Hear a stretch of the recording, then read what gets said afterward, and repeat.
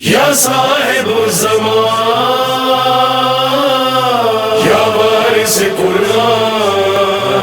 کربلا ہر دنیا کے لیے، ہر زمانے کے لیے اپنے اندر درس رکھتی ہے۔ کربلا کے اندر جو ایک اور جو سامنے والوں کے اندر ایک رذائل پائے جاتے تھے وہ منافقت ہے، یعنی انسان ظاہر میں کچھ اور ہوتا ہے اور باطن میں کچھ اور ہوتا ہے۔ اب یہ جو ظاہر ہے یہ دیکھنے میں ہے۔ حضرت علی علیہ السلام نے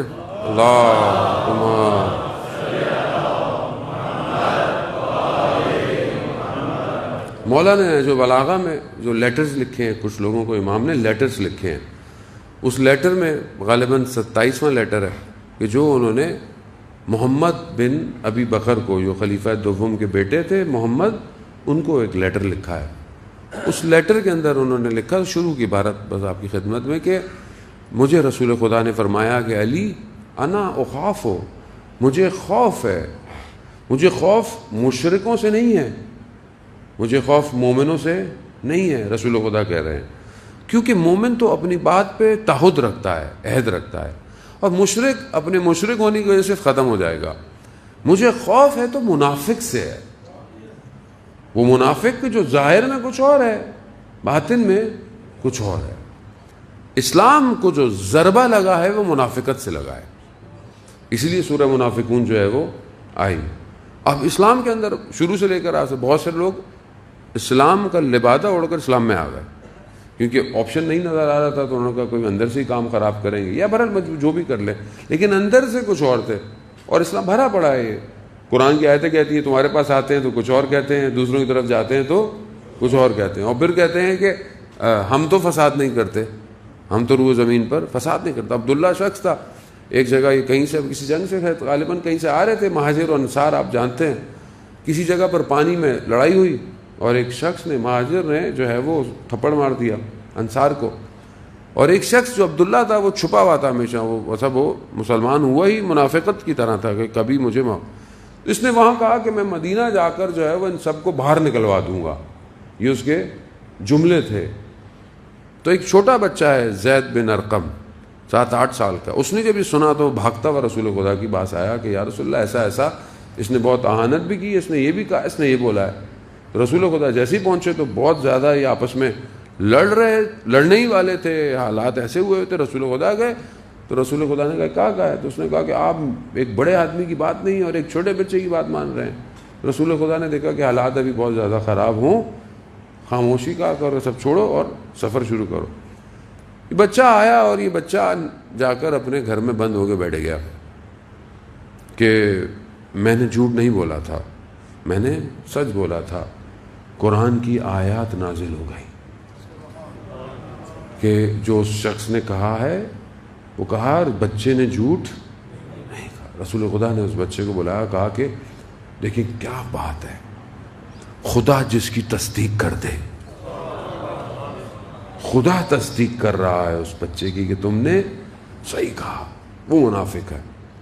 اب یہ منافقت بڑھتی رہی، کئی جگہ پر انہوں نے پلان بنائے کہ رسول خدا کو مار دیا جائے، لیکن قرآن کی آیت نازل ہو جاتی تھی، رسول خدا کو پتہ چل جاتا تھا کہ، لیکن رسول خدا نے بہرحال اسلام مصلحت اور بچاتے رہے۔ یہ منافقت خود رسول خدا کی حدیث میں صفت آپ کی خدمت میں کہ دیکھیں ہم بھی جا رہے، ہم اپنے آپ کو یہ نہ سوچیں کہ ہمیں یا ہمارے آس پاس یہ چیزیں مشکلات نہیں ہو سکتی، ہم خود گرفتار ہیں بہت ساری چیزوں میں۔ دیکھیں منافقت جو ہے وہ صرف عقیدے کی نہیں ہے، منافقت اخلاقی بھی ہے، منافقت اجتماعی بھی ہے، کہیں نہ کہیں منافقت پائی جاتی ہے۔ بعض اوقات میں اپنے مسجد میں بہت اچھا ہوں، لیکن ہو سکتا ہے میں اپنے گھر میں اچھا نہیں ہوں، میں اپنے سامنے بہن بھائیوں سے اچھا ملتا ہوں، پیچھے جا کے میں اپنے بہن بھائیوں کی برائیاں کر رہا ہوں، ہو سکتا ہے، یعنی جس طرح وہ میں ان کو سمجھتا ہوں بیہیو ان سے ویسا سامنے نہیں کر رہا، پیچھے کر رہا ہوں۔ یہاں بیٹھے ایک دوسرے سے ایک پیار محبت اور یہ، وہ پیچھے گئے تو یہ چیز معاشرے کو بریک کرتی ہے، یہ چیز اخلاق کو تباہ کرتی ہے، برباد کر دیتی ہے۔ اب یہ منافقت کے لیے رسول خدا فرماتے ہیں کہ 3 چیزیں ہوتی ہیں منافق کے اندر۔ پہلی چیز کیا ہے؟ پہلی چیز کیا ہے کہ یہ اپنے عہد و پیما پر قائم نہیں رہتا. یہ جو وعدہ کرتا ہے یہ وعدہ خلافی کرتا ہے. یہ منافقت کی پہلی شرط ہے, یعنی اس کے اندر جو پہلی چیز پائی. خدا نہ خواستہ ہم اپنی زندگی میں دیکھیں, اگر ہم نے کسی سے وعدہ کیا ہے کہ ہم اس کو پورا کرتے ہیں. کسی سے اگر ہم نے وعدہ کرتے, آج کل تو دور اتنا فاسٹ ہو گیا ہے. آج تو انسان بولتا ہے ہاں بس میں پہنچ رہا ہوں, میں اتنے بجے آ جاؤں گا. وہ اگر کوئی پہنچ بھی جائے تو یہ دوسرا والا پہنچ ہی رہا ہوتا ہے, اور ویسے بھی آپ کو پتہ ہی نہیں چلتا. اب آپ گھر کا فون تو کوئی یوز ہی نہیں کرتا, لوگ موبائل یوز کرتے ہیں. اب آپ کو کیا پتا گھر میں بیٹھا ہوا ہے کہ رستے میں ہے, بس میں یہاں, بس میں ٹریفک میں پھنسا ہوا, بس میں. پہلی بات ہے کہ ہم آج کل معاملات کو اتنا زندگی میں خود ظاہر ہے میں ایسی دنیا میں رہتا ہوں, مارس پہ تو رہتا نہیں, مجھے ہی پتا ہے, ہم سنجیدہ نہیں لیتے. ہم کسی سے کوئی کمٹمنٹ کرتے ہیں نا, سنجیدہ نہیں ہے. ہاں ٹھیک ہے بس ہو جائے گا کر لیں گے. مجھے یاد ہے جب یہ موبائل اتنے عام نہیں ہوتے تھے, جب ہم کالج یونیورسٹی میں پڑھا کرتے تھے, آپ یقین کریں ایک ہفتے بعد کی بھی جو دوست کمٹمنٹ کرتے تھے نا, اور اس ایک ہفتے بعد ایگزیکٹ ٹائم پر پہنچے ہوتے تھے بغیر کال کے. یہاں تو 1 منٹ پہلے پوچھتے مولانا آ رہے ہیں کیا, تو بھائی آ رہے ہیں, پوسٹر چھپا ہوا ہے بھائی, کیا ہو گیا, متر چکے. 1 منٹ پہلے بھی پبلک پوچھتی ہے, سب ٹائم دیکھتی ہے, اس کے بعد پوچھتی ہے مولانا زیب ممبر کتنے بجے ہوں گے. بھائی ہو جائیں گے, آپ اتنا سب کچھ کیا ہوا ہے. نہیں مولانا خود بتائیں ہمیں کیوں انسرٹنٹی. ہم ایک ایسی دنیا میں رہ رہے ہیں جس میں انسرٹن ہے ہر چیز.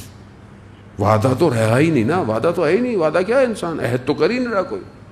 یہاں گھر کے اندر عہد کوئی نہیں کرتا, کوئی عہد نہیں رہا, کسی چیز پر عہد و پیما رہا ہی نہیں ہے. ہم خود ایک ایسی منافقت کی فضا کے اندر زندہ ہیں کہ آپ تصور نہیں کر سکتے, اور بہت زیادہ ہم مشکلات کا شکار. یہی چیز انسان کے باطن کو ہٹ کرتی ہے. جب انسان کا باطن مشکل میں آ جائے تو پھر آپ کیسے آگے کی طرف بڑھیں گے. سر سجدے میں ہے لیکن دل کہیں اور ہے, دل کہیں اور ہے, انسان کا قلب کہیں اور ہے. خوب اس کو دور کرے. انسان بہرحال پریکٹس سے کرنا پڑتا ہے, انسان بغیر پریکٹس کے زیادہ نہیں کر سکتا. دوسری چیز جو منافق کی جو خصوصیتیں ہیں, آپ یوں کہہ لیں کہ احادیث کی روشنی میں, یہ امانت دار نہیں ہے. اس کو امانت دیں, یہ امین نہیں ہے. ہمارے اندر کوئی دے دے کوئی امانت تو یہ کہہ کے استعمال کر لیتا, بھائی کیا ہو گیا, اس کو پتا ہے ہم دوست ہیں ہمارے, امانت ہے استعمال کر لو. نہیں ہے, تم امین ہے.